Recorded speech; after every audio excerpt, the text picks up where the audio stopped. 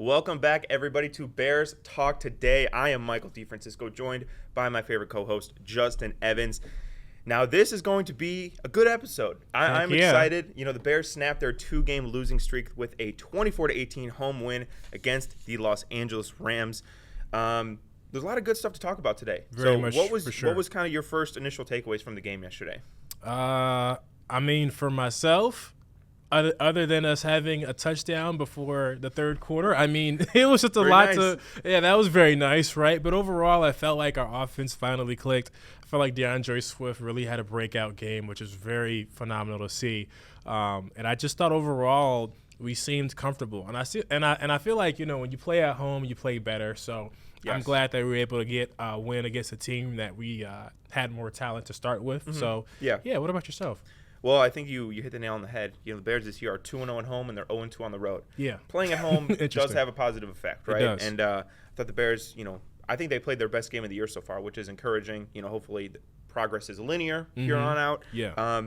But I think, why don't we switch it up a little bit? In the last couple of episodes coming off of losses, we've, touched on the good, and then we've gotten into all the bad. Why don't we start with the bad so that we could fill the majority of the segment with positivity? Because, we've been getting some comments. You guys have been saying we're a little negative. I feel like that was kind of directed at me. So I did pick the Bears to lose. It wasn't me. I did pick the Bears to lose. So my biggest negative from yesterday was the penalties, right? 10 penalties, 84 yards. That's way too many penalties. It's way too many penalty yards against a really good team that could definitely cost you in a big moment in a tighter game. So I think the Bears need to clean that up a little bit. I also thought their rushing defense wasn't at its peak. No. Kyren Williams ran 19 times for 94 yards, almost exactly 5 yards of rush, had that rushing touchdown. Outside of those two things, I really don't have a complaint. Yeah. I thought the Bears managed the game well. But unless you have any complaints, then I think we could probably jump right into the positives. And this is not even really a complaint. This is more of just me wanting to see all of our wonderful receivers shine. Rome only got one catch yesterday. Yeah, it's true. Keenan Allen, his first game, he got three catches, 19 yards, which is good. But I get the point of that we are going to have a lot of options. But I think we definitely need to do a better job of making sure, we have more involvement, especially when it comes to guys like Rome and Keenan. Cole Kmet was decent. He wasn't. Never mind. He was. He wasn't decent. He only had 3 catches, 34 yards. So definitely, and I think that comes with time too, especially having a new wide receiver in the lineup. This was Keenan's first game of the season, so I expect for him to kind of adjust in the lineup. But besides the penalties, that was all I had. There was not much to look down upon in his game. Yeah, to your point, this was definitely the DeAndre Swift game. Right? Yes. He had double the catches of our next best guy and had double the yards. He did. And he was our offense. And there was a lot of talk this week, about the running game and about Shane Waldron and about DeAndre Swift. And there were reports that the Bears were going to give other guys like Roschon Johnson a chance to shine. And I saw him kind of subbing in early in the game. But truthfully, outside of Roschon's touchdown, DeAndre Swift dominated this game from the running back standpoint. He was the clear workhorse yesterday for the Bears. 16 carries, 93 yards, averaged 5.8 yards per carry, which looks a lot like he did last year when he was with Philadelphia and that awesome offensive line. And then, like we said, 7 catches for 72 yards. So DeAndre Swift was a huge positive in this game. The run blocking was a huge positive in this game. The run game, had been much better than we have seen so far this year. And you know what? That, I think, in turn, helped Caleb Williams. He finally had a running game, right? Yeah. He's not throwing the ball 52 times like he was last week. He threw the ball 23 times, completed 17 of those. We have Caleb Williams. We have the graphic for his stat line up there as well. 157 yards, which doesn't jump off the page. No. But he managed the game. He played within the offense. I always, was taught growing up from my coaches, you can't go broke making a profit, right? He was taking the little underneath throws that the defense was giving him. He was staying ahead of the chains, and it was allowing the Bears offense to play with rhythm, to not, play in 2nd and 15 or 3rd and 8 or whatever it was. I thought this was a very good formula for the Bears. You had the good running game. You had Caleb making good decisions. Had a couple deep shots that he maybe, was a touch too he was touch off with a little bit, and that's something that he's still got to work on. Yeah. But the throw to DJ Moore, my goodness, man. collapsing Beautiful. pocket, back corner of the end zone. It was beautiful. So I think it's safe to say Caleb played the best game of his career so far. And I agree. I think overall, I'll say this because we still have a lot of season left. Yeah. I think it was his most controlled game so far, Absolutely. right? I saw a stat line for, I think, under 10 yards or less. He was 15 for 15 on yesterday, right? That's sensational. And that's honestly what wins games, right? Is making the short plays. And I've preached this in previous episodes before, but, a quarterback, I mean, yes, we want our quarterbacks to throw the hero ball and to be as great as, like a Lamar or Patrick Mahomes, but sometimes getting the easier completions in the short games is what wins games, is what wins games, and that's what he did here. So, shout out to Caleb for not. I think the only, I guess, another mini negative is there were a couple of times when he did stay in the pocket a little too long, but I think that comes with time and adjustment.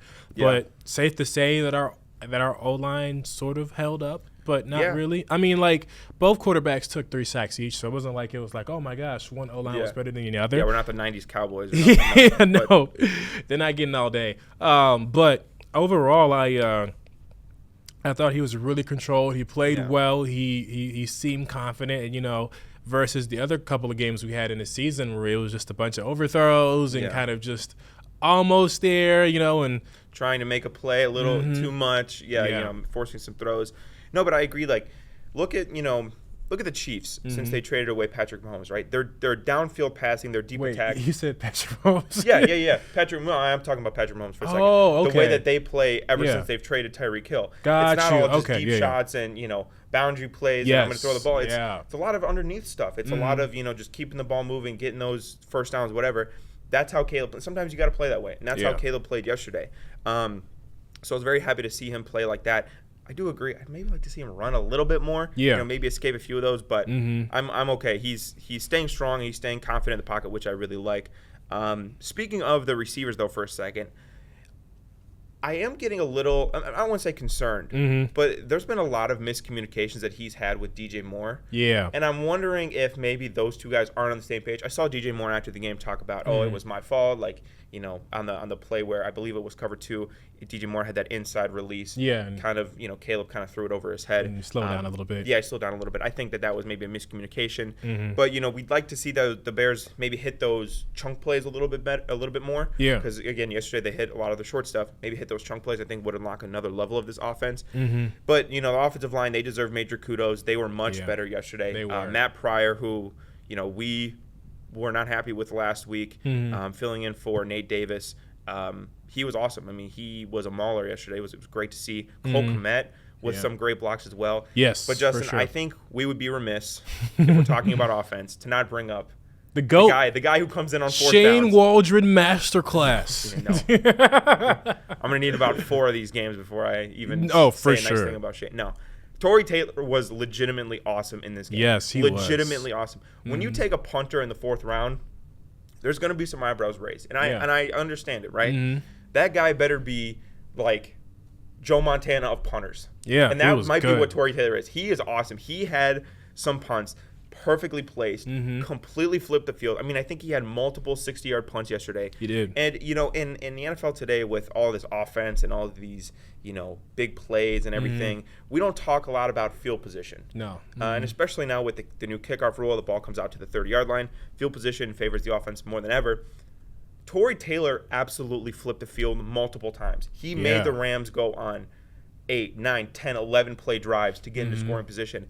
And with how good the Bears' defense is, the teams are already behind the 8 ball. Yeah. Then you get coffin cornered, at your own 5-yard line, let's just say. Absolutely, he was a huge reason we won this game, especially on that last drive. Yeah. Stafford had to basically work out of his own end zone. Yeah, so shout out Torrey Taylor. I know punters don't get love unless your name's Pat McAfee, but Torrey Taylor, you deserve major props. You are a big reason that the Bears won the game yesterday. Yeah.